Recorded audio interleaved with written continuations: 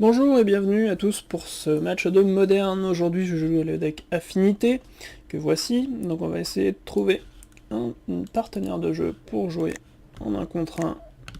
Voilà, hop c'est parti. Alors, JMD Winter. Hop, on a gagné le toss, cool, donc on va commencer et on va pas mulliganer cette partie avec un cranial plating qui est toujours très très. Alors, hop, un petit Memnite, et go. Oui, à chaque fois je prends une mana, je sais pas pourquoi. J'ai toujours l'impression qu'il est 1-1 pour 1, et non, il est 1-1 pour 0. Pas très grave. Alors, là en face il joue noir-vert avec un bird, donc il joue très certainement Jund ou une sorte de jeu comme ça. C'est un peu embêtant, mais bon, on va faire avec. On va poser le Spellskite, qui était pas forcément le meilleur choix, parce que il peut nous faire de la défausse sur le cranial plating, ce qui serait un peu embêtant. Mais bon, on va prendre le risque qu'il ait pas de défausse en main, puisqu'il aurait plutôt fait à mon avis tour 1. Là il va plutôt poser un Tarmo je pense. Voilà, bon, Kazali. Bon. Il joue pas. Il ne joue pas Jund, forcément, mais qu'est-ce qu'il joue? Bonne question. Pour l'instant, blanc, noir, vert. Une sorte de junk, mais alors je ne sais pas ce qu'il y a dans son jeu. On va poser le cranial de toute façon, c'est pas très grave, on va équiper le Spellskite. Hop, comme ça on va pouvoir attaquer avec le Spellskite sans qu'il meure. Hop. Spellskite 4-4. Oui, je rappelle que Spellskite c'est pas un mur, hein, c'est une horreur, donc on peut attaquer avec. Très souvent il y a des joueurs qui oublient que ça attaque aussi. Bon là une inquisition comme je disais, de retirer le shrapnel forcément puisque c'est la seule carte qui peut retirer. Hop, alors tous nos landes sont des marais, ok. Un Tarmogoyf, ça c'est le plus embêtant déjà, puisque sans le shrapnel ça va être compliqué à gérer. Moxopal, on va la jouer, j'ai pas de raison. Hop, et on va attaquer avec ce Spellskite. Hop, qui est donc 5-4. Il va très certainement bloquer, oui, s'il veut, et casser le cranial plating.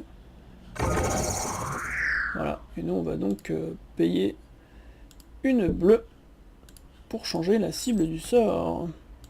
Donc on va payer 0 mana, enfin 0 point de vie plutôt, et payer un mana bleu. Hop, comme ça, il a cassé le Spellskite. On va rééquiper sur Memnite. Ah oui, on est toujours en phase d'attaque, pardonnez-moi. Donc on revient en phase principale, et donc pour un mana, hop, on rééquipe, on va jouer un petit land, et go. Alors on n'est pas très bien parti, puisqu'il a encore 4 cartes en main et qu'on a déjà plus rien. On a pioché quand même 5 landes et une mox, ça fait quand même beaucoup de sources de mana dans un jeu qui en joue très peu. Alors il va certainement récupérer son Kazali. Ça aussi c'est un problème dans le format Eternal Witness, 2 cartes pour une à chaque fois, c'est vraiment horrible. C'est vraiment très compliqué de gérer ça en fin de partie. Mais bon. Là, il nous offre son Tarmogoyf, ce qui est un peu étonnant, je sais pas pourquoi. J'ai juste muté notre deck.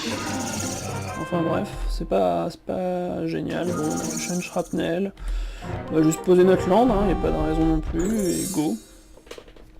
Pour l'instant, là ce qui serait bien c'est de piocher un champion ou quelque chose comme ça, qui puisse nous aider un petit peu à survivre en attendant de pouvoir mettre la pression. En même temps il est 4-13, hein, donc le temps qu'il fasse la course, on risque quand même de piocher des cartes. Là, il active son Tritop. Je pense que je vais tuer son Tritop, qui fait quand même beaucoup de dégâts. Hop.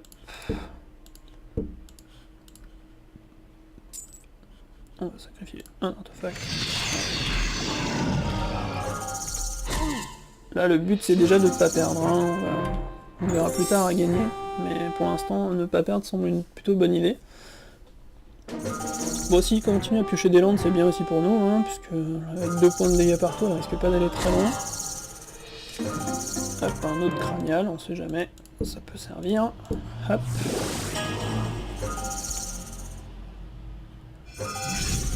Là effectivement, Deuxième cranial c'est pas mal, parce que comme il a un Casali en main, c'était au moins sûr qu'il puisse en tuer un. Et là, avec un deuxième, bah, on aura plus ou moins la certitude d'avoir une grosse créature si on en pioche une un jour. Donc c'est plutôt cool. Bon, il a pioché encore un land, mais cette fois-ci c'est une créature également, ça va être plutôt embêtant. Je sais pas pourquoi il joue pas ce Casali, mais bon. Hop, alors une mana noire, puisque notre adversaire a joué un Urborg, ce qui nous permet de jouer notre Volscarge. Hop. Ouais, alors j'ai appuyé sur F4, c'est pas très grave, puisque je peux toujours équiper fin de tour un des deux craniales, et de toute façon on a beaucoup de mana, donc c'est pas très grave. Alors là par contre 6 mana, oula 7 mana et les Schnorn, je suppose qu'on a perdu là-dessus complètement. Je vois pas trop comment on s'en sort, à part un Space Cat miraculeux. Non, je vois pas, on va concéder directement là-dessus. Parce que, en même temps avec un autre anti-bet. Bon ok, on va faire comme ça. On va voir, mais bon. J'y crois très moyen quand même. Hein. Là on va prendre la sauce, il faut que je pioche un blast. Et que je top deck complètement derrière. Spellskite, je suis à 8, il peut me tuer le prochain tour. Oui, en plus il a un banc de mage en main, de souvenirs, donc on va la concéder. Hop. Alors, je vais peut-être regarder un petit peu, parce que là il y a quand même beaucoup de mon basic land, donc je pense que je vais rentrer les Blood Moon. Très peu de sorts non créatures, donc je vais pas rentrer les Spell Pierce, on va juste rentrer les Blood Moon. Et on va voir ce qu'on va sortir. Alors, les craniales, comme j'ai dit, c'est inenlevable. Les champions contre lui, ça va être non plus, puisque pour les gérer, il va y avoir vraiment beaucoup de problèmes. Les Spellskite, est-ce que ça sert à quelque chose? Je dirais bien oui quand même, parce que il y a tout ce qui va être Disenchant et compagnie qui peut être pas mal à dévier. Shrapnel, je vais pas les enlever parce que pour gérer les Tarmogoyfs, c'est vraiment bien. Dans le cas présent, je pense que je risque de retirer une créature. Alors j'aime pas trop faire ça, retirer des créatures contre des jeux qui sont en face à peu près aggro aussi. Simplement parce que parce qu'on peut plus mettre la pression, enfin on la met beaucoup moins. Et résultat, c'est pas génial. Sachant que je peux pas virer les tambours, puisque j'ai vraiment envie de faire Blood Moon tour 2, si possible. Donc je vais virer quand même 2 Spellskite qui servent pas à grand chose, sauf à mon avis en milieu de partie.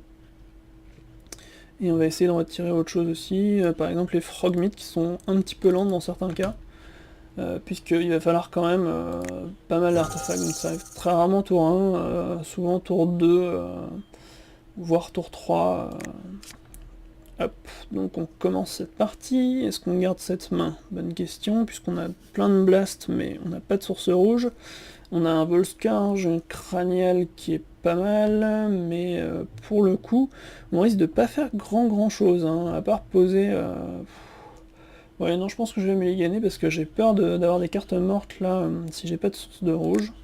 Donc voilà, bon, une main beaucoup moins bien, comme vous pourrez le voir, mais bon, qu'on va garder. On va tenter le coup de la Contested Warzone, hein, tout simplement. Parce qu'effectivement, avec une Warzone, pour le coup, on va lui mettre 6 dès le tour 2. Ce qui risque de pas trop gérer. Mais bon, voilà, un noble hiérarque, on s'en fiche un petit peu, mais je pense qu'on va quand même lui tuer. Ça va lui faire perdre du temps. Et comme on est sur la Warzone, bon alors là j'ai pu acheter un signal PES, donc on va le poser. Hop. D'où l'avantage d'avoir tué le noble hiérarche aussi, hein, c'est que la contested, je vais pas lui rendre à lui, ce qui va être plutôt embêtant si ça arrive. Stony Silence. Alors les capacités art d'artefacts ne peuvent pas être activées, c'est pas très grave parce que j'en ai pas sur table.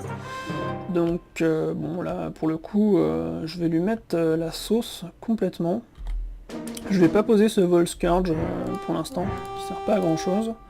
On va juste mettre clairement la pression avec cette Contested Warzone, puisque là j'ai mis quand même 10 points, il est à 7, et il va falloir qu'il trouve quelque chose quasiment dès le prochain tour, hein, sinon il est mort, c'est pas un peu... Voilà, il a déjà concédé, Contested Warzone, c'est vraiment bien pour ce genre de sortie. Hein. C'est une carte qui est très tendancieuse, je sais qu'il y a plein de gens qui n'aiment pas la jouer, il y a plein de bons joueurs qui trouvent ça une mauvaise carte. Je suis pas complètement d'accord. Je suis d'accord qu'en jouer 4, ça serait à peu près suicidaire. En jouer 2, pour faire ce genre de sortie, ou quand on a fait des sorties vraiment aggro, ça peut être vraiment très bien, surtout avec les Nexus et compagnie, qu'on active en plus derrière. Ce qui fait des bêtes supplémentaires, des petites bêtes à faible coût de mana. Voilà, donc je pense qu'on a à peu près bien ça aidé, on va continuer comme ça, et on va voir ce que ça donne, mais pour l'instant ça a l'air pas trop mal. Alors, une main plutôt pas mal, on n'a qu'une seule bête, mais on a un Nexus, et derrière on a 2 plating, donc non, on va pas la mulliganer, surtout qu'on a la rouge pour le shrapnel. Il n'y a vraiment pas de raison de la mulliganer. Là, il va très certainement faire un accélérateur de mana, comme un Bird ou un Hierarch, ce qui est normal dans son jeu. Voilà, une Hierarch, hop. Ok. Alors, nous, on va poser le Nexus pour qu'il puisse attaquer le prochain tour, la Memnite parce que c'est gratuit, la Moxopal parce que c'est gratuit aussi. On va jouer, hop, le petit tambour, qui va nous donner Metalcraft, et donc pour un mana plus un autre mana, hop, un Cranial Petting. C'est assez magique hein, comme jeu des fois. Donc voilà, on se retrouve avec 5 permanents sur table, pour le tour 1, ce qui est vraiment pas mal, avec un deuxième Cranial Plating en main. Voilà, une Ninja Insul, bon bah, ça me fait... ça nous embête un petit peu, mais bon. On va réussir à gérer, hein, faut pas désespérer. Hop, qu'est-ce qu'on va faire? On va attaquer avec le Memnite tout seul, et voir ce qu'il fait.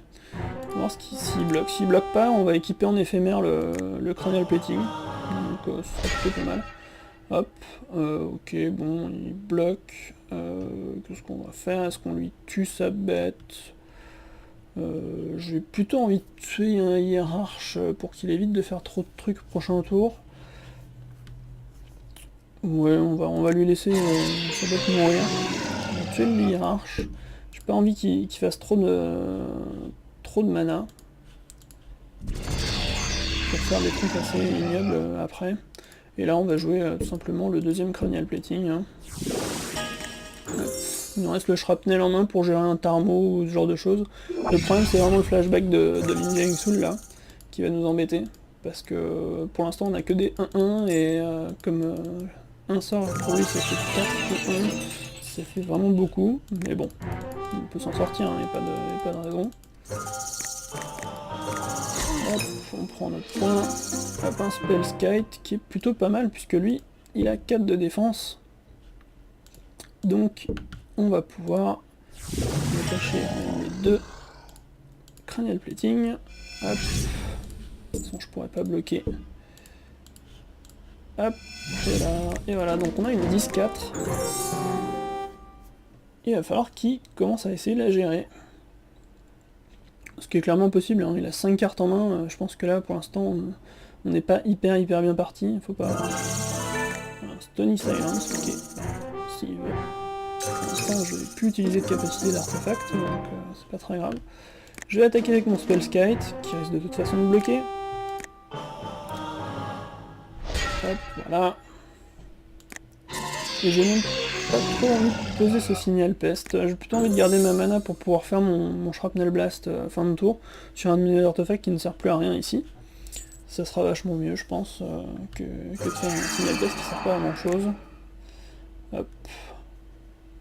Compulsive Research. Effectivement. Je sais pas trop ce qu'il joue, hein, parce que c'est à moitié contrôle, à moitié aggro, je comprends pas très bien, mais bon, admettons.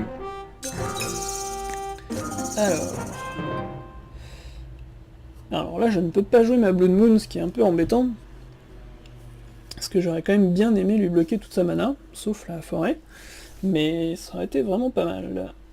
Donc là, on va réfléchir à ce qu'on fait. Est-ce que j'attaque avec mon Spellskite? Ça paraît pas trop mal quand même, hein. On va attaquer avec le Spellskite. Hop. Il peut échanger contre son Tarmo, libre à lui. Voilà, ok. Et donc moi je joue mon signal peste, j'ai pas de raison. Hop. puisque là, j'ai pas vraiment de cible à shrapnel à part ce Treetop Village qui ne mettra que de toute façon que 3, ce qui est pas très grave. Bon, il va me mettre 2 avec les spirits, c'est pas très grave non plus pour l'instant. Bon, alors... Le plan serait-il de le tuer au blast en espérant en piocher encore un, ce qui est clairement possible. Je vais juste attaquer avec mon Nexus, tout simplement parce que si je pioche un autre blast mais une salve zingante, bah, je pourrais le tuer avec la salve zingante. Plus des 2 shrapnel bien sûr. Hein. Hop. On peut pas bloquer le signal peste normalement. Ah, ça aussi c'est embêtant. Ok, il nous a tué 2 créatures et il m'a surtout cassé un terrain. Ça c'est très embêtant, je pensais pas prendre ça dans la tête. Et je pense que ça va nous faire perdre cette partie d'ailleurs. Gift Ungiven, oulala, oui effectivement. Elesh Norn, Burial Rites, et Khazali. Ouais, je pense qu'on va la concéder aussi, hein, Lingering Soul. Bon, les 2 dernières sont pas très graves, mais l'Elesh Norn qui va pouvoir jouer à la main très certainement, et Unburial Rites qui de toute façon ramènera un ton. Je vois pas trop comment on peut s'en sortir, donc on va concéder cette partie, voilà. Bon bah j'ai perdu ce petit tournoi en 1 contre 1. C'est pas très grave, hein. Moi le but de cette vidéo pour l'instant c'est de découvrir un petit peu le format, donc de voir ce que les gens jouent. Visiblement un blanc, bleu, noir, vert, à moitié contrôle, à moitié aggro, je ne sais pas trop. C'est des jeux vraiment que je connais pas du tout, hein. En tournoi, sur les gros tournois, c'est vraiment pas ce qui est joué. Pour l'instant, c'est vraiment pas les bases du format, donc bon, les gens jouent un peu des jeux qui les amusent, j'ai l'impression, ou des jeux qu'ils ont depuis longtemps. Mais pour l'instant, bon, voilà, c'est assez étonnant. C'est vrai que Gift dans un jeu qui joue déjà Elesh Norn, ça peut être pas mal avec Unburial Rites. À mon avis, il joue les 2 en un exemplaire, mais ça peut être vraiment pas mal. Surtout qu'avec Lingering Soul, c'est jamais perdu comme carte à mettre au cimetière. Donc bon, pourquoi pas, mais je pense que c'est vraiment pas une base du format, voilà. Et ben merci d'avoir suivi cette vidéo. N'oubliez pas de mettre un petit j'aime, parce que ça me fait toujours très plaisir, et puis voilà, prenez soin de vous, à demain pour une autre vidéo, merci.